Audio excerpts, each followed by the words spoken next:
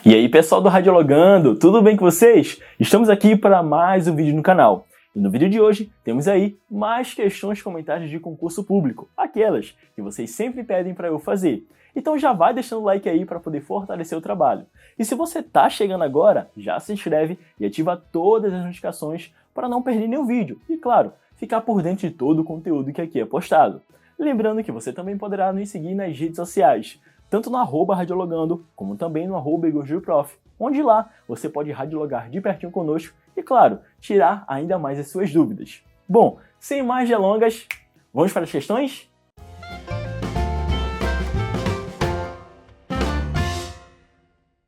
Bom, então eu trouxe aqui para vocês algumas questões para você praticar. E a primeira questão diz o seguinte: das articulações a seguir, a que pode ser classificada como anfiartrose é: letra A, articulação externo-clavicular, letra B, articulação coxo-femoral, letra C, articulação escápulo-humeral, letra D, articulação do joelho ou letra E, articulação temporomandibular. Qual dessas alternativas corresponde aí a uma articulação do tipo anfiartrose? Letra A, B, C ou D ou E? E aí, qual é a que você marcaria? Vou dar um tempinho para vocês pensarem e responder a alternativa correta.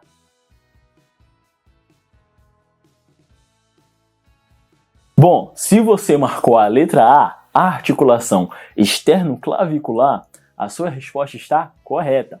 Quando a gente vai classificar basicamente alguma articulação, a gente tem três tipos, que eu costumo passar para os meus alunos como dia, anfi, sina.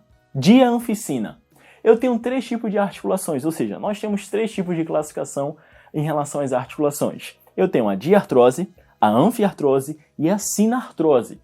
A diartrose, por sua vez, é caracterizada como uma articulação muito flexível, onde eu consigo realizar vários movimentos e até mesmo sem limitações. Já a articulação do tipo anfiartrose já é uma articulação um pouco mais limitada, eu não consigo realizar tantos movimentos articulares e alguns deles de forma bem limitada. Já a articulação sinartrose é caracterizada como uma articulação fixa, ou seja, é um encontro entre dois ou mais ossos, mas eu não tenho ali muita flexibilidade em relação àquela região. E a articulação externo-clavicular é uma articulação do tipo anfiartrose. Eu consigo realizar alguns movimentos, mas de forma limitada. As outras articulações aqui, por sua vez, é caracterizada aí como a articulação de artrose, que é uma das articulações que eu tenho aí uma maior mobilidade, uma maior flexibilidade em relação a essas características. Então a resposta correta aí dessa primeira questão é a letra A, a articulação externo-clavicular. Temos aí agora a segunda questão, que diz o seguinte: a região dentro do aparelho respiratório onde se processa a hematose são ou é: letra A, alvéolos, letra B, laringe, letra C, traqueia, letra D, faringe ou letra E, bronquíolos. Em qual dessas estruturas ocorre o processo conhecido como a hematose, que também é considerado aí como uma troca gasosa? Letra A, B, C, D ou E? Eu vou dar um tempinho para vocês observarem bem as alternativas e marcar a resposta correta.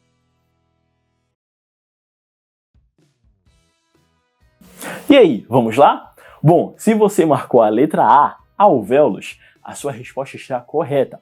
O aparelho respiratório, ou melhor, o sistema respiratório, conta com várias estruturas internas que, por sua vez, conduzem o ar até ter aí essa troca gasosa, também associada ao sistema circulatório. Então temos aí os alvéolos, a laringe, a traqueia, a faringe e os brônquios. A laringe e a faringe são estruturas mais externas, que por sua vez estão mais próximas aqui na região cervical. A traqueia, por sua vez, já é caracterizada ali como uma estrutura que de fato vai conduzir o ar até chegar nos pulmões, onde vai passar pelos brônquios, pelos bronquíolos, até chegar nos alvéolos, que são as estruturas de fato onde ocorre a hematose, também conhecida como a troca gasosa, a troca do sangue pobre em oxigênio para o sangue rico em oxigênio, para que esse oxigênio ele possa ser distribuído e liberado por todo o organismo em relação aos seus tecidos.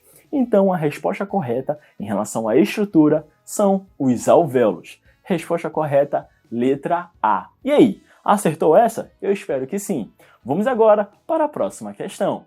A terceira questão diz o seguinte: a estrutura anatômica responsável pela hematopoiese é letra A, coração, letra B, medula amarela, letra C, pâncreas, letra D, pulmões ou letra E, medula espinhal.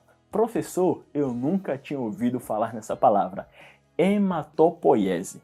Bom, hematopoiese, por sua vez, é considerada aí como uma produção das células sanguíneas. Em qual dessas estruturas aí, em qual parte do organismo é realizada essa hematopoiese? Letra A, B, C, D ou E? Eu vou dar um tempinho para vocês pensarem aí e me dizerem qual é a resposta correta.